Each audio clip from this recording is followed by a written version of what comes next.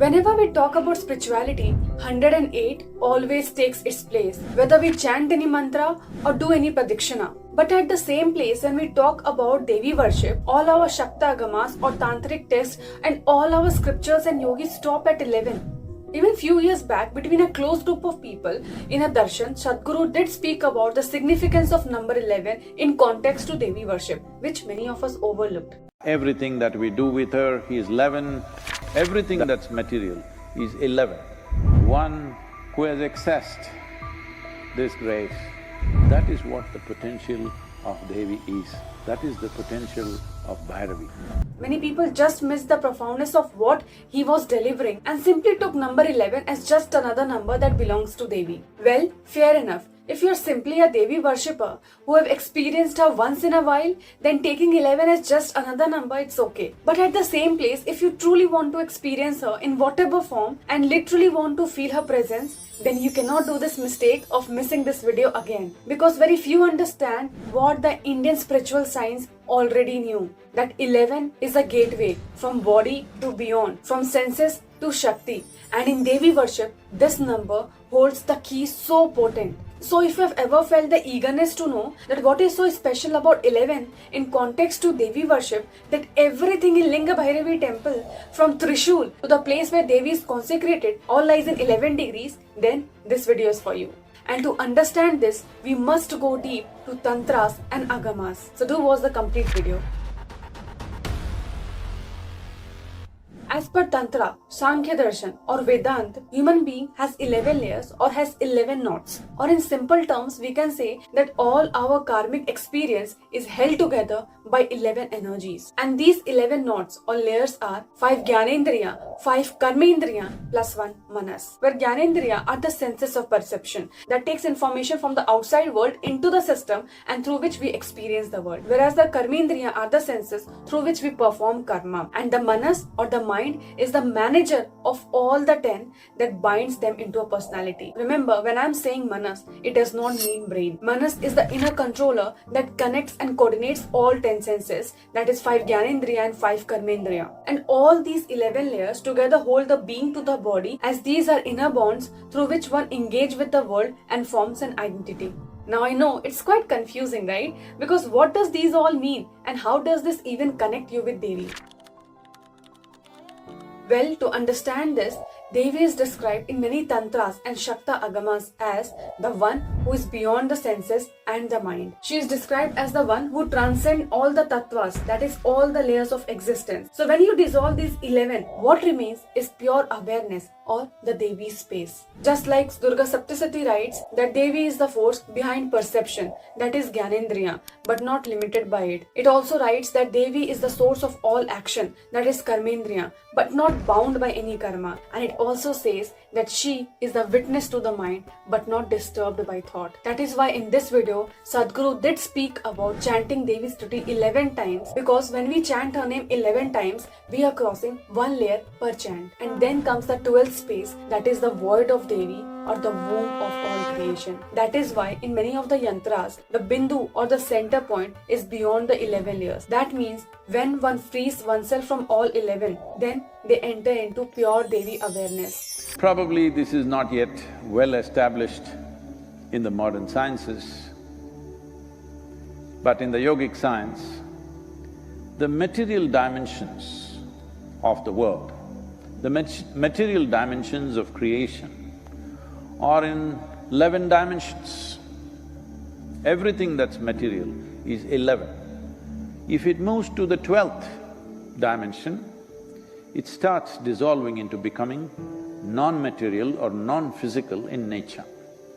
So what is beyond 12 is Shiva's realm. What is below 12 is 11. So this is that which is. To find success and victory in the material world, if you transit from this, go into 12, we are only thinking of mukti, that is being liberated from the material world. So the success of whatever we did has always been because genius opened up very generously, because we figured out how life gets to its best. Now what happens when one enters into Devi space by transcending the 11 layers or the 11 knots, or in simple words, what happens when one truly gets connected to Devi? This is very well explained in Kulnarva Tantra that says, Indriyani tu daseva manasa sa sangata kare karana bhutani bandhanani dehina. That means the 10 senses together with the mind becomes the cause of bondage for the embodied being. And immediately in the next verse it says, Itere mukta shiva bhavati. That means the one who is free from these becomes Shiva-like. Now I know many of you will say that this shloka in Kulnarva talks about becoming Shiva-like. Then how comes Devi plays her role here? Well, let me tell you that this in Shakta Tantra does not contradict with Devi worship. Rather, it completes it. That means, even though the scripture says become Shiva, Shiva is not seen as a male god here. He is pure consciousness, stillness and absolute being. And in Shakta schools, especially in Kaula Tantra and Trika Tantra, the only way to reach Shiva is through Shakti. So Devi is not separate with Shiva. She is the Shakti that leads to Shiva. And that is what Sadhguru also told in the video, that below 12 is Shakti's space and beyond 12 is Shiva's space. That means it is only through Shakti that one can reach Shiva. And we are preparing ourselves for her descent. The Kulnarva Tantra is not just about Shiva as a deity. It teaches that how a Shakti practitioner rises by transcending the senses and the mind, and in doing so merges with Shiva consciousness. That is the final goal of Shakta sadhana too. That means Shakti being the energy and Shiva being the silence. We go from Shakti to Shiva, but we can't bypass Shakti. That is why Tantrics always say that Shakti margena moksha. That means liberation comes only by the path of Shakti. So even when the verse says becoming Shiva-like, it is implicitly understood in Shakta systems as that Devi is the path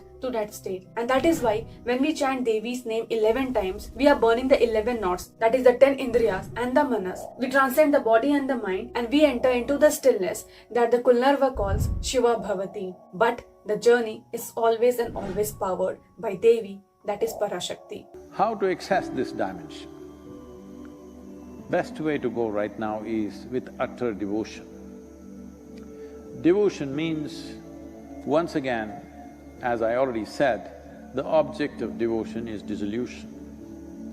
What can you dissolve? You're not planning to dissolve the body. Everything that you consider as myself, what you consider as myself right now is a bundle of likes, dislikes, hates, loves. If you dissolve all this and you're able to just see life, feel and experience life just the way it is, not the way you think it is, well, you will become available to her grace.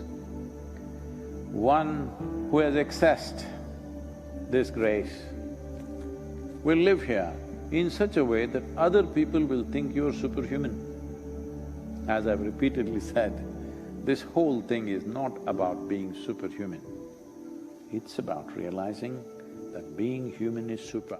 So remember, 11 is not just another number that can be overlooked or bypassed, because it is only after dissolving the 11 one enters into 12th force, that is the lap of Devi or the Devi space. The one that is not the sense, that is not the mind, but pure awareness. And with this, completing the video, hope I was able to deliver the message to you and it has brought some clarity and meaning to you.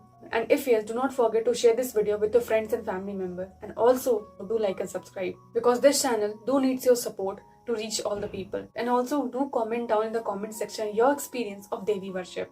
The comments really help me and everyone to experience the profoundness of Shakti. And with this, up till next, stay safe, healthy, happy and namaskaram.